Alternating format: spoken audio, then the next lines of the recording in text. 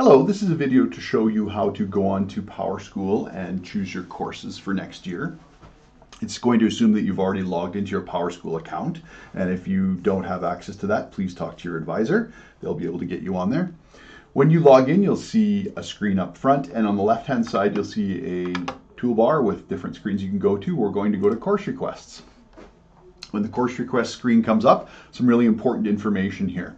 At the top, it'll say welcome, but underneath that, it'll give you some grade-specific registration instructions. In this case, we're registering a student going from grade 9 into grade 10, and it's telling you have to choose at least a 40 credit full course load. We're not going to let you have a spare.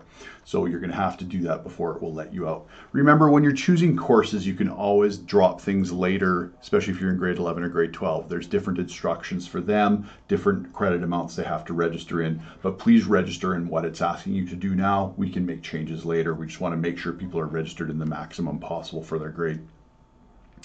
Some other things you'll see up top, you can always click on this to view your course requests. That'll happen at the end as well.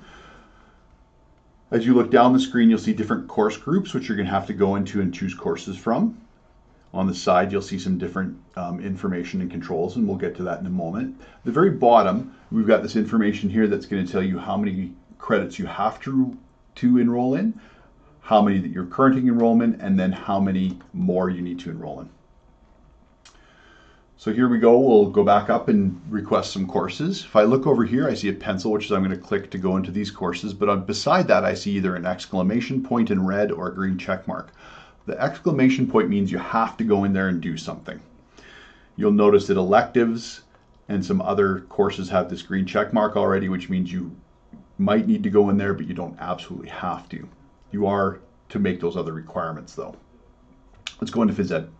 Once we click on a screen, there's some other important information in here. It'll give you some information at the top of this course group. Take a look at that. Really important to pay attention to is at the bottom here, there's only one page for this course group, so I don't have to worry about clicking to other pages. But when we get to electives, you're going to see multiple pages that you're going to want to go through.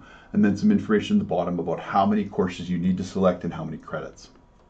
In this case, I can only select one of these courses. I'm going to look through and make sure I look at the prerequisite notes, make sure that all of that is making sense to me and I'm doing what I should do. So for example, this first class here is only for knowledge employability students, so I'm not going to choose that. But if I look in all of them, it's going to tell for phys ed in grade 10, it's going to register me in comm as well. And it also tells you how many credit hours it's worth. So I'm going to pick one of these courses. I'm going to pick lifestyle. I'm going to do that. Notice when I choose a course, it shows up here as what I've chosen. Next one, I'm going to do some English courses. Again, I'm going to look at the prerequisites. In this case, again, I'm only going to choose one course. So I'm going to select English 10-2. I'm going to do the same thing for social. I'm going to go in here, only one page again. Going to social 10-1. I'm going to go into here, science. Again, I'm going to make a choice. Math, same thing. Read my prerequisites, choose the course I want to choose. Now, electives, I have to choose some electives. Before we get to electives, the ESL courses, these are for English language learners. You can choose some here. They will go towards your electives credits, but you don't have to choose anything in this box, and most people won't. I'm going to go into electives. And this is where it gets a little bit longer. You'll notice that there's actually 3 pages of electives I can choose here. This is also where it gets really important to look at the number of credits that each course is worth, because some are going to be worth different.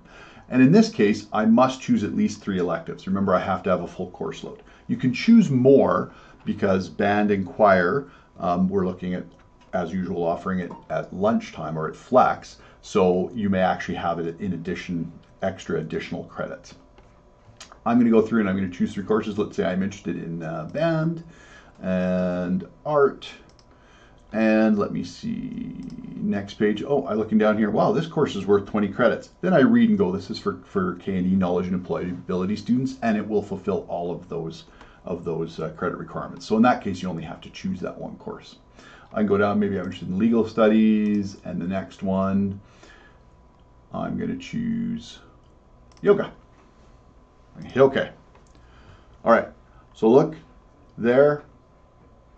I've got my 4 courses chosen. Now's a good time to check the credits at the bottom. I've already requested 46 credit hours, so I can't actually request any more credit hours. All of my check boxes are filled. So I go, hey, maybe I'm done. Missing one thing. Make sure you go into the alternate electives box. Everybody should do that. What this does is these will let you choose courses that, in case you can't get into your electives, these are your next choices. Do not choose the same courses. It doesn't make it any more likely you'll get into the courses. But I know that I want to choose some extra electives, and please select up to 3. So, okay, if I don't get into one other of my courses, I want digital media and French and technical theater. Okay, those are my alternates. Okay, so they will show up there, but notice that my credit hours didn't go up. So I've chosen everything. Everything works well, and I can hit submit. I'm just going to show you what happens if you try to submit if you haven't chosen something. So I've unchecked something, so I don't have my phys ed checked. So I'm going to try to submit, and this is what it tells me. Oh, you have a requirement left. You can't leave yet. You have to check a phys ed class off. So we'll go back in. Oh, now I'm going to check phys ed. Hey, now I'm good again. Now when I hit submit, if everything's successful, it will take me to my course requests page. It will list all of the courses that I requested and all of my alternates. Okay, so that's really important that you do those alternates. So once again, if you can't get into one of your electives, it'll give you an alternate there. All right, thank you.